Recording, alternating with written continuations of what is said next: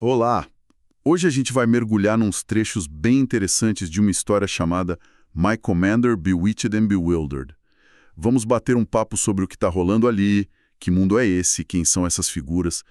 Olha, pelo que deu para sentir, é uma mistura bem curiosa, né? Tem romance paranormal, com certeza, mas também um suspense no ar e uns toques de humor que aparecem assim, do nada. Os personagens principais parecem ser metamorfos, os shifters, né? E tem toda aquela coisa de companheiros predestinados, um conflito crescendo.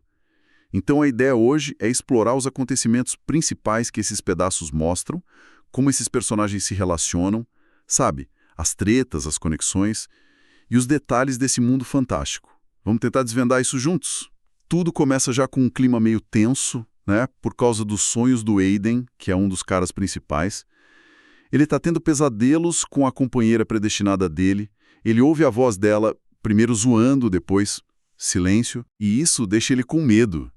Ele até fala disso com o Gavriel, o segundo em comando dele, que por coincidência também anda sonhando com a companheira. Só que a descrição do Gavriel é engraçada. Ele diz que ela parece meio desajeitada, sabe? Um perigo. É um contraste legal, esses sonhos que viram angústia. E essa angústia toda, ela tem um porquê, né? O material diz que os anciões dessa sociedade fizeram um feitiço, tipo uma magia mesmo, para atrair as companheiras para os guerreiros. Isso não é pouca coisa. Sugere que tem uma pressão, uma urgência por trás. Talvez algum perigo chegando que faça esses pares serem, assim, necessários estrategicamente. A própria relutância do Aiden e do Gavriel, que só muda por causa desses pesadelos, reforça essa ideia, sabe? Que encontrar a companheira talvez seja mais que só um lance pessoal. E falando em encontrar a companheira, do nada surge a Merrin.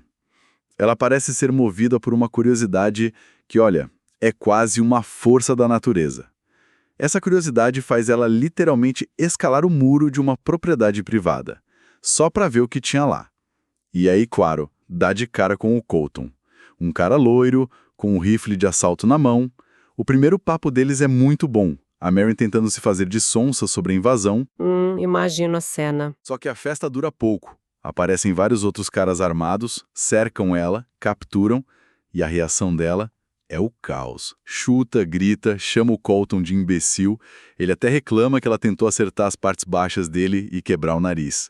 Uma entrada triunfal para a personagem, né? Com certeza. Bem explosiva mesmo. E é bem no meio dessa confusão toda que o Aiden chega. A descrição dele é forte. Cara de raiva, olhos azuis assim intensos.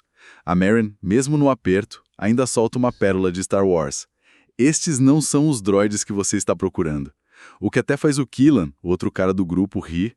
Mostra o humor dela, né? Mesmo na pior. Ah, que figura. E aí vem o momento chave. O Aiden olha para Merrin. Aquela raiva dele some. Dá lugar a um choque.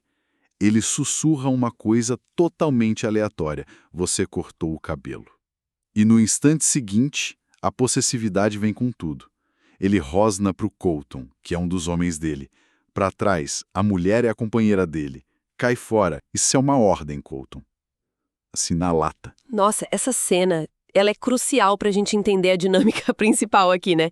Esse conceito de companheiro que aparece é algo visceral. Um reconhecimento que acontece na hora, que passa por cima de tudo. Passa por cima da raiva, da invasão, da hierarquia militar, de tudo.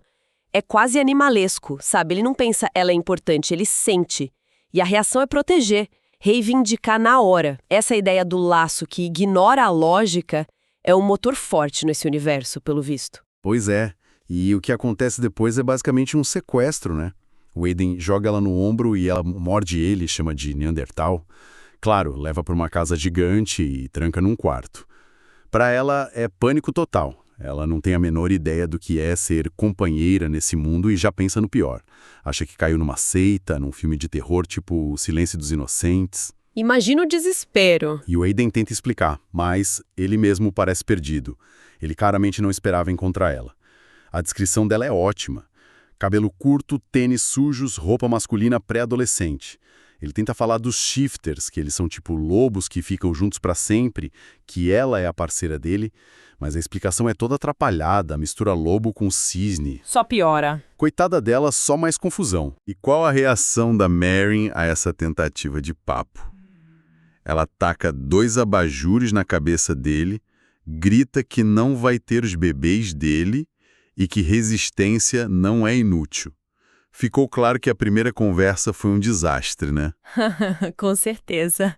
Comunicação falhou total. Depois de mais uma tentativa de conversa, que também não deu certo, essa envolveu ela usando a tampa do vaso como escudo. Imagina ela consegue escapar do quarto e dar de cara com os pais do Aidan, o Byron e a Adelaide, e o mordomo, o Marius. Aí a Merrin desabafa, conta tudo do jeito dela, incluindo que foi carregada como saco de batatas e jogada no porta-malas, o que talvez seja um exagero dela, mas os pais ficam chocados. Nossa. Mas aí a Adelaide, a mãe, consegue acalmar um pouco as coisas. Com paciência ela explica que eles são shifters, uma família de ursos para ser exato, e que esse reconhecimento de companheiro rola pelo cheiro, é instintivo. O Byron até usa aquela analogia ótima. Ah, a do catnip. Essa mesma. Que o cheiro da companheira para um shifter é como o catnip para um gato. Irresistível. É um bom jeito de explicar, né? E é aí que o universo da história começa a se expandir um pouco mais pra gente. Pelos pais do Aidan, a gente descobre a estrutura dessa sociedade secreta. Tem 4 cidades escondidas. Laikonia dos Shifters, Nocten Falls dos vampiros, Dano Eri dos Fey e Stormkeep das bruxas. E tem um conselho maior, com gente de cada cidade, que governa tudo. E o papel do Aidan fica mais claro também. Ele não é só um urso fortão. Ele tem o voto de Minerva, o voto decisivo no conselho, e é o comandante das unidades que são tipo esquadrões mistos, com um de cada raça. Essa estrutura toda já mostra que é um mundo complexo com política e hierarquia, e eles já introduzem a ameaça principal também, os Ferals, seres que teriam perdido a alma e só querem matar. Isso já coloca o risco na mesa, né? O conflito que parece mover as coisas ali. E a convivência forçada da Merrin e do Aidan começa a gerar uma dinâmica, olha, bem peculiar. Eles dividem o quarto, mas ela constrói a grande muralha de travesseiros na cama. Hahaha, adorei isso. No momento de provocação, ela puxa a toalha dele quando ele sai do banho, mas assim, mesmo com a teimosia dela e a possessividade dele, começa a surgir umas faíscas ali, sabe? Uns momentinhos de quase ternura. A gente também conhece melhor o pessoal próximo do Aidan, a unidade dele. O Gavriel, que é o vampiro, o Kaylan, bruxo, Darian, o Fey, e o Colton, outro shifter. E os irmãos Adam, o médico, Adair, que é instrutor na academia, e o Benjamin, o mais novo. E ficamos sabendo que tanto Adam quanto o Adair recusaram ser comandante. Um legado que o Aidan acabou aceitando. Isso é interessante, né? Mostra uma tensão entre o dever, o legado da família e a escolha de cada um. Mesmo num mundo onde parece que tudo é destino, ainda tem espaço para caminhos diferentes. Talvez com algum custo, né? O material também dá umas pinceladas na biologia deles. Taxa de natalidade baixa, períodos certos para engravidar, ligados à natureza, tipo solstícios, equinócios. Isso explica por que uma gravidez vira um evento tão grande, quase comunitário. Valoriza muito a vida, a continuidade nesse mundo. A história dá um salto quando a Merrin vai com o Aidan para uma reunião do conselho. Ela fica de cara com a arquitetura, até faz uma piada de Dr. Who, que, claro, ninguém entende, mas o assunto lá é sério. Tem casais paranormais sumindo fora das cidades principais. A coisa tá ficando feia. E aí a Merrin, que mal chegou, mal entende onde se meteu, surpreende todo mundo. Ela se oferece para usar a tecnologia dela, que para eles deve parecer coisa de outro mundo, para analisar os dados dos sumiços, procurar padrões. É um choque cultural bem legal, né? A humana atrasada dando uma solução moderna. Com certeza, uma perspectiva nova. Mas nem todo mundo gosta da ideia. Um ancião vampiro, o Evreus, demonstra um preconceito bem claro contra humanos, contra quem vive fora das cidades deles. Só que aí o Byron, o pai do Aidan, defende a Merrin com tanta força que ela pensa: papai urso é fudidamente assustador. E ela ganha um aliado importante, o Elder Viailen, que é um Fey. Ele não só apoia ela, como revela que também tem uma companheira humana e convida a Merrin para conhecer os jardins dele. Isso mostra que tem visões diferentes dentro do próprio conselho. Interessante. Não é um bloco monolítico, então. Exato. Mas o perigo vira algo bem pessoal quando descobrem que invadiram o apartamento da Merrin enquanto ela estava fora. E o jeito que o invasor marcou território. Nojento. Sêmen. Isso faz a fúria protetora do Aiden ir a mil. A unidade investiga e o Gabriel acha a pista-chave. Sangue no fecho de um sutiã. Analisam e confirmam. O invasor é um shifter. Aí complicou de vez. Um deles. A decisão do Aiden é na hora. A unidade vai proteger a casa dos pais e ele não sai mais do lado da Merrin. E é no carro, nesse clima tenso, que ele finalmente consegue explicar melhor o lance deles. Ele diz que o cheiro dela não é perfume, é a alma dela, sabe? E é isso que ele reconhece. Essa vulnerabilidade abre espaço para eles confessarem. Meio sem jeito. Acho que estou me apaixonando por você. Ah, que momento! Mesmo no meio do caos. Mas a relação deles continua sendo uma montanha-russa. Perto de um riacho. Depois de um rolo numa padaria que deixou ele no limite, o Aiden meio que perde o controle, dominado pelo desejo por ela. Rola um momento íntimo bem intenso para Merrin. Só que logo depois, ele joga um balde de água fria. Diz que os planos dele são continuar morando na base, com a unidade, por segurança e logística, enquanto ela ficaria na casa dos pais aprendendo a administrar um lar. Ah, não. Sério? Depois daquele momento? Pois é. A Mary fica possessa, óbvio. A ideia de separar, e ainda por cima com esse papel doméstico, ela explode. A briga é feia. Mas aí o Ben, o irmão mais novo, intervém. Ele explica para Merrin a lógica da unidade precisar ficar junta para emergências. No fim, o Aiden percebe a burrada, volta atrás, concorda que eles têm que achar um jeito de ficar juntos, mostra que ele está começando a aprender, né? Que ela é parceira, não posse. Ufa, ainda bem. É um aprendizado para ele também, né? Lidar com alguém tão diferente e humana. Essa dinâmica de conflito e reconciliação parece ser o ritmo deles. E a Merrin, mesmo meio a contragosto, começa a se encaixar socialmente ali. Ela vai no círculo de costura da Adelaide, que parece um ambiente super tradicional, e lá ela não só bate de frente com uma mulher influente, a Daphne Bowers, que estava esnobando a Adelaide, como defende a sogra e ainda apoia a nora grávida da Daphne, a Elise.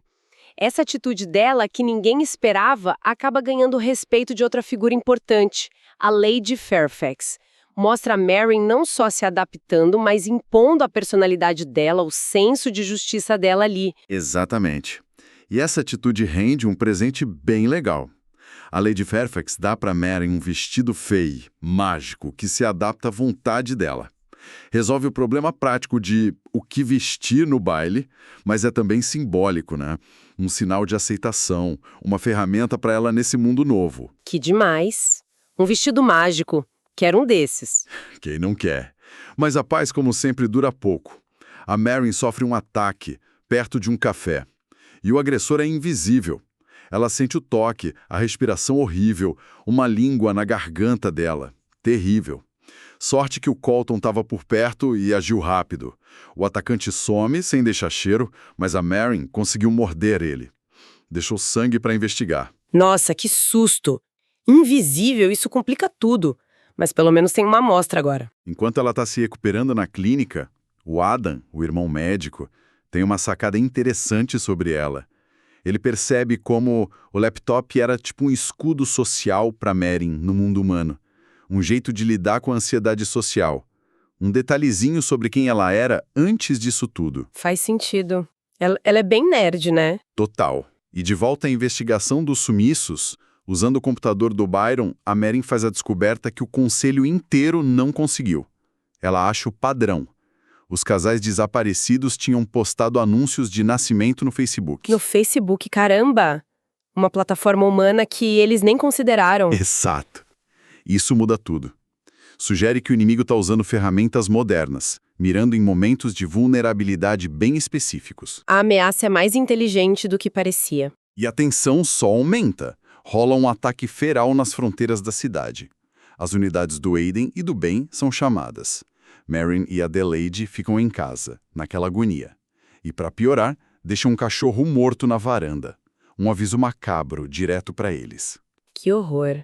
A coisa tá ficando pessoal. E aí vem o golpe mais duro.